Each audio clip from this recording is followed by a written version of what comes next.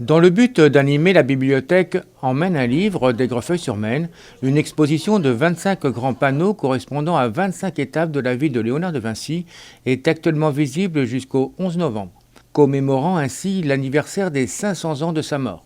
Mais qui était donc Léonard de Vinci ? À la fois un scientifique et un artiste. Les deux sont indissociables pour lui.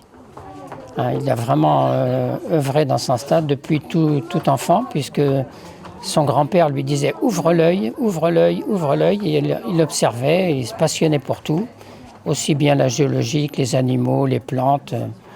Et très tôt, il s'est mis à dessiner. Il a été reconnu très très vite comme un grand dessinateur par son père lui-même, qui l'a mis en apprentissage chez le plus grand maître artiste de l'époque. Voilà comment il a commencé. Et il a toujours continué dans cette voie-là jusqu'à sa mort.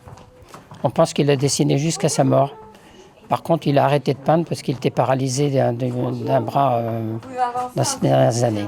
Qu'est-ce qui était le plus important dans sa vie ? Le plus important dans sa vie, je pense que c'est toujours cette recherche de la perfection et de la compréhension de la nature. Aussi bien quand il faisait ses dissections, il essayait de comprendre par exemple où était l'âme dans le corps. Il avait pensé trouver d'ailleurs, mais enfin ça c'est pas trop vérifié, mais il essayait de comprendre à fond les choses. Dans ses peintures, c'est la même chose, il essayait de comprendre au-delà de la surface de la peau, ce qu'il pouvait y avoir en dessous, ce qui pouvait animer. Il voulait comprendre la vie. Et après donc, il y a eu des inventions, des créations, des pensées, je dirais. Il a eu beaucoup de pensées, mais en fait, contrairement à ce qu'on pense, il n'a pas inventé grand-chose. Parce qu'il a reconnu lui-même, enfin, il a même fréquenté un des grands inventeurs en Italie à l'époque, qui était de la génération précédente, et qui lui a appris beaucoup de choses. Et le maître de cet inventeur, à son tour, était appelé l'Archimède de Sienne. Et c'est en fait lui qui a inventé beaucoup de choses que Léonard de Vinci a repris, souvent mieux en dessin, mais il n'a pas inventé vraiment grand-chose. On le retrouve dans différents cas, comme Gutenberg, les frères Lumière, etc. C'est des gens qui ont repris et qui ont amélioré.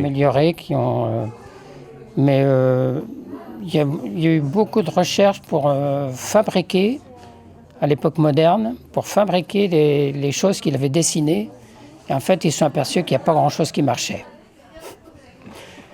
C'était même souvent carrément impossible. Par exemple, il a fait un avion qui devait fonctionner en actionnant avec les bras et les jambes, mais comme il faisait plus de 300 kilos, c'était vraiment impossible.